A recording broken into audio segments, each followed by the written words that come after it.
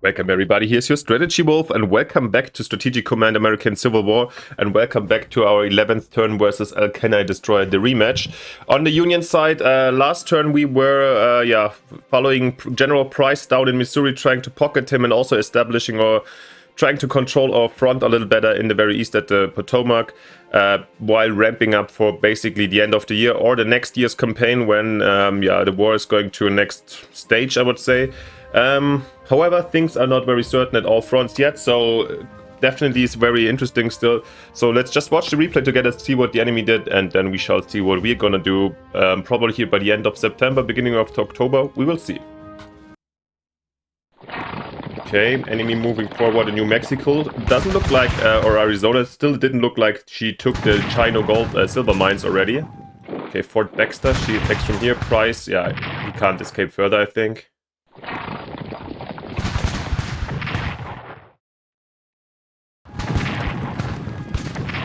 Okay, some Shenandoah skirmishes. Another attack on Alexandria.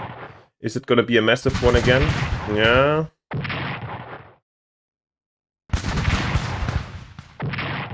Interesting, okay. Oh, the division is back in the attack with a strength of 5. Ooh, down to 3. Oh, that's gonna be interesting. Maybe with a little bit of luck we can actually destroy the division.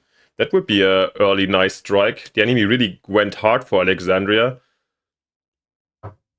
But so far our brigades are nicely defending it. Okay, Ojo de Vaca captured. Attrition losses. British leaders consider recognizing the Confederacy as a cotton shortage begins in Europe. Oh, that's not good for us.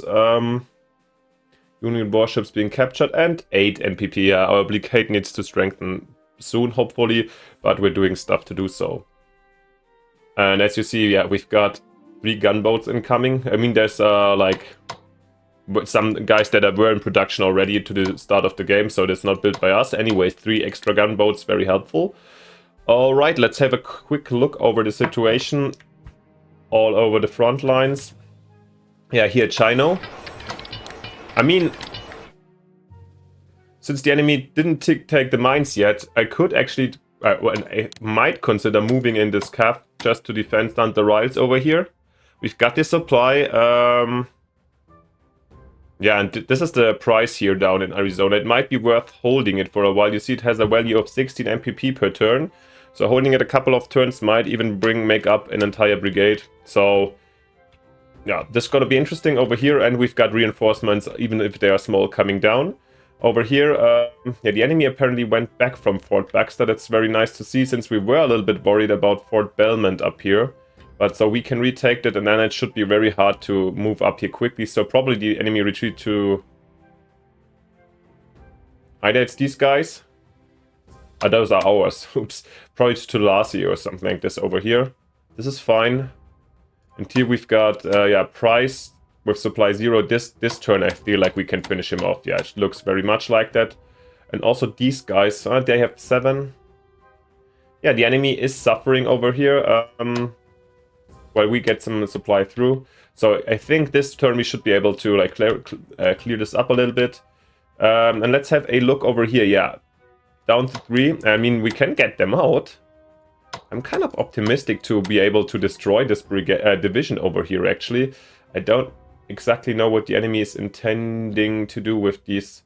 I mean, almost taking out the brigade, but just almost doesn't help you, you know. Alright, let's have a quick last look on the diplomacy situation. Kentucky 72%, okay.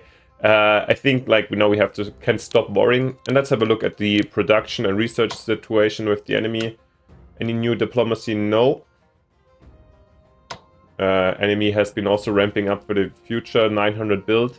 But as you look at ours, we've been building for more than 1,000 the last couple of turns. So yeah. Our industry should rock this one. Alright everybody, as you know, I'm gonna have my closer look, going to take some notes, check out stuff, and we'll be right back with the presentation of my actions. See you in a second. Alright everybody, I'm back, and of course let's start as always in the very west.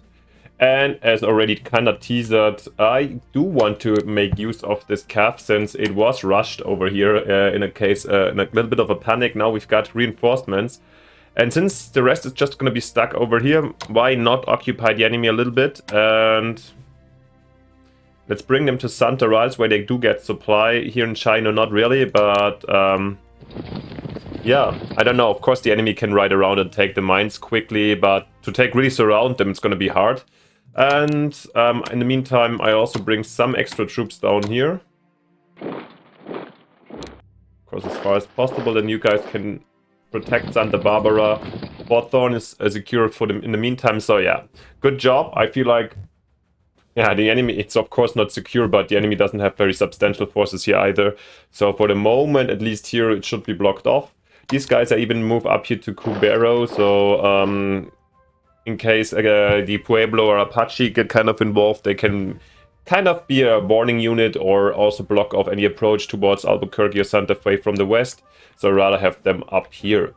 Perfect, so much about Arizona. Let's move over here to Oklahoma, Arkansas, Missouri, the Midwest. I don't know if you can call it like this. So this time Fort Washita is actually getting the well-deserved fresh up. I don't know where the enemy troops went that attacked it so far. But Gibson stays in here. These guys can take Fort Baxter back. So yeah, they will be reinforced next time. You guys... Okay, since the enemy is now somewhere over here, we'll actually move them to Joplin to protect rather the city where the supply comes from than the mine. I doubt that the enemy just rides into the mine from here. Then over here, we've got the Osage threatening here Wadey. I mean, they can't really do a lot about it here. Question is just... how the enemy is gonna act with Waity, because over here in the long term we're gonna also get him. However, with just the Indians we can't really attack them. So for the moment I want to get here the contact with Fort Gibson. How much action points do we have? We need 2 back. And maybe stay in Salina for the moment. Yeah. I have a little bit of control over here. Maybe they're gonna go to Custanala next time. I feel like they're more my eyes in this region, also here the Osage, since reconnaissance is quite difficult. Alright, and now it's time for the prize, pun intended, to take out Mr. Price, who's been retreating over the last 2 turns, so there you go. And yeah, I guess these guys have to do the job. Wonderful, so we're taking out the first HQ at 0 supply. This is amazing.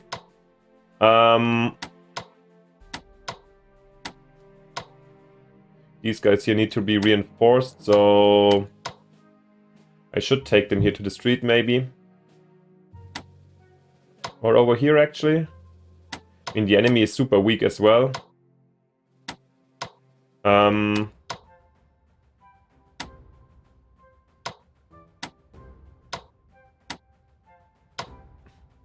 Maybe this regiment is gonna secure this bridgehead here. You guys go back to P Ridge while Fremont moves out even further. So next time here we have even control. Okay, these guys over here, I think this regiment should be out of supply also, so they will not be able to move up to Springfield. So no reason for us to leave Carrollton over here. Actually, we can reinforce here in Carrollton, that should be fine.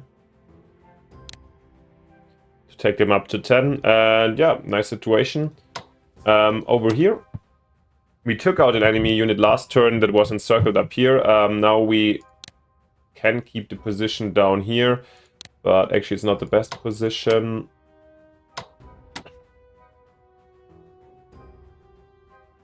I don't know, here down here we can just try to push the front up a bit. Let's see if Batesville is free, okay. Then these guys can... Well, let's do it like this. These guys can secure Pocahontas from this flank. Gainesville cutting them a little bit off. While you guys here...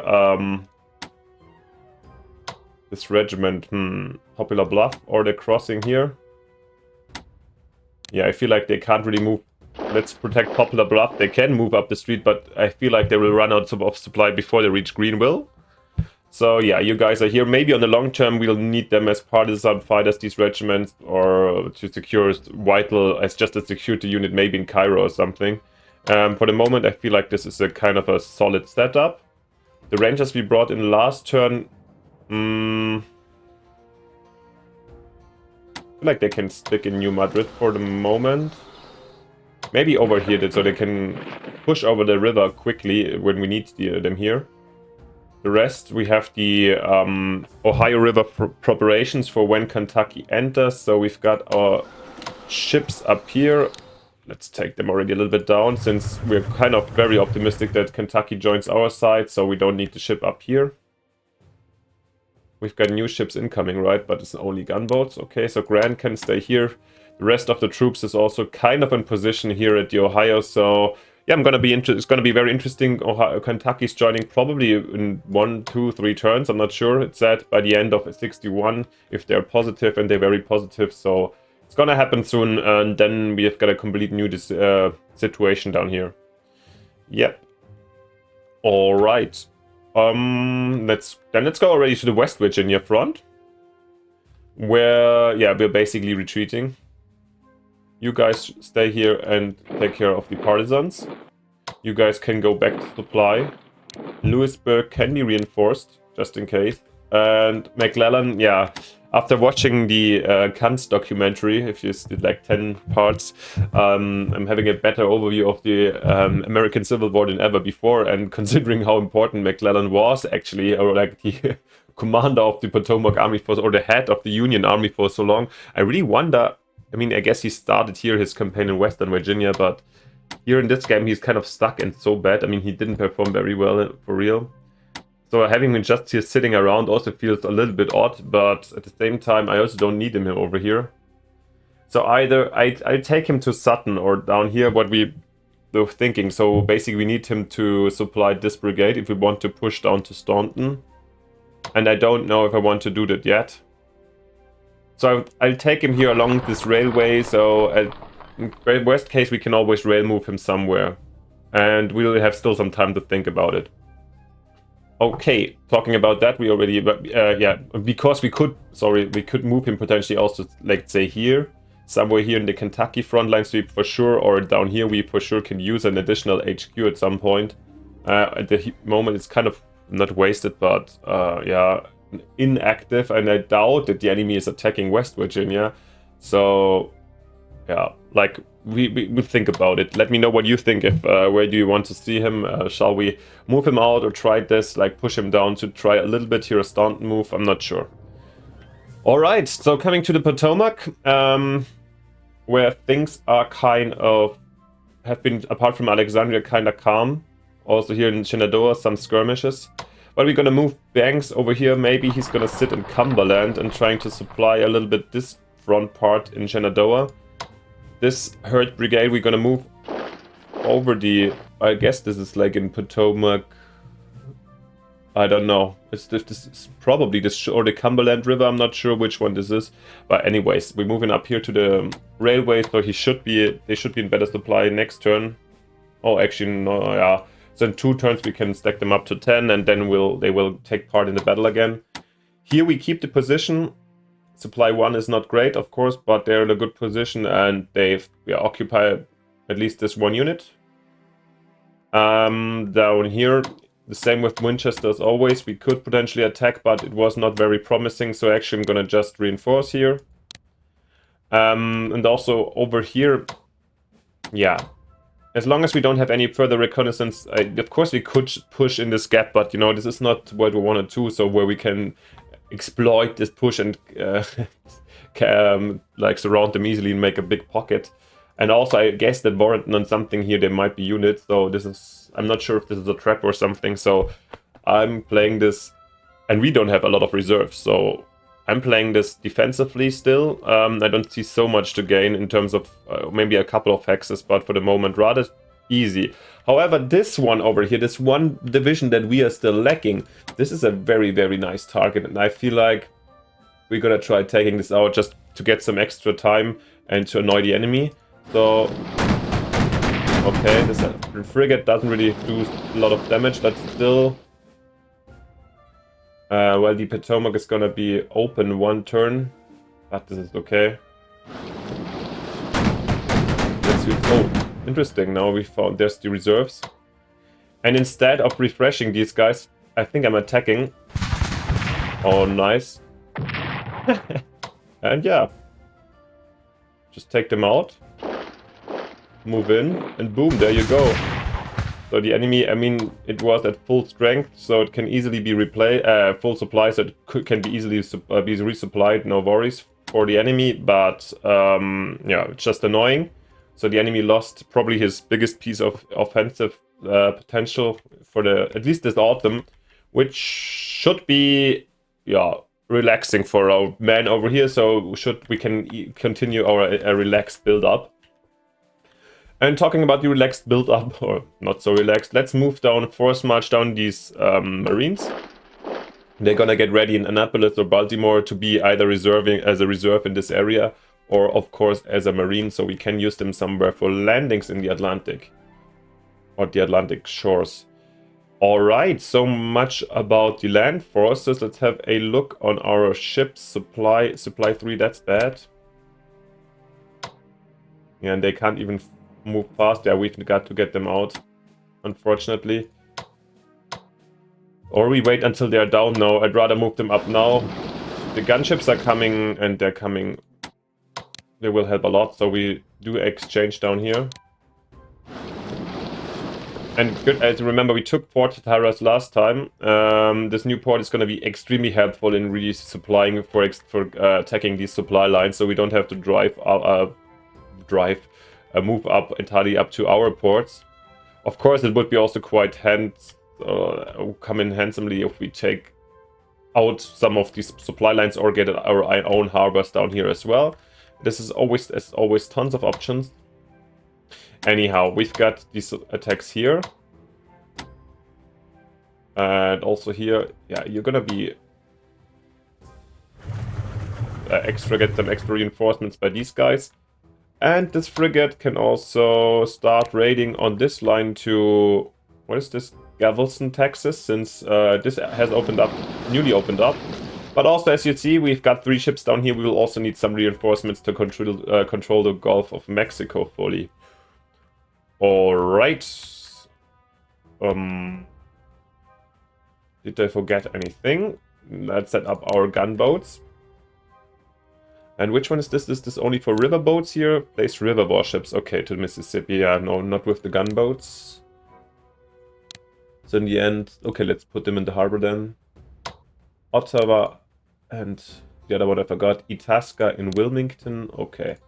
Yeah, with these 3 gunboats, we didn't really have gunboats so far. Interesting, just the frigates. They will come in very handy as said. They're good for... we've got the gunboat in the Gulf. With those guys, we can they're good in attacking land units down here. Thank you for the suggestion in the comments. Really a good idea, because they tend to forget about that one. So there will be one gunboat here. For sure, on like short, midterm, I want to take out Fort Pulaski, which will be replaced by a brigade of ours and blocks of Savannah. This is pretty easy with 2, 3, 4 ships should be done. Yeah, and then for everything else, gunboats come in very, very handy. Alright, anything else? Let's control. I feel like this was a short term. I might have forgotten something. But also the short terms as the days get shorter, since we're like already in October now, as you might have seen.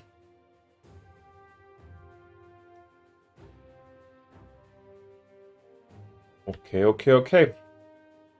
But yeah, great success taking out the division here. So I feel like I could declare a kind of a victory at the Manassas to block off an enemy attack. Yeah, however, this was, I don't know how promising this was, attacking with these not so strong units and really sacrificing this division. Yeah, the enemy has apparently high ambition, at least that I can say for sure.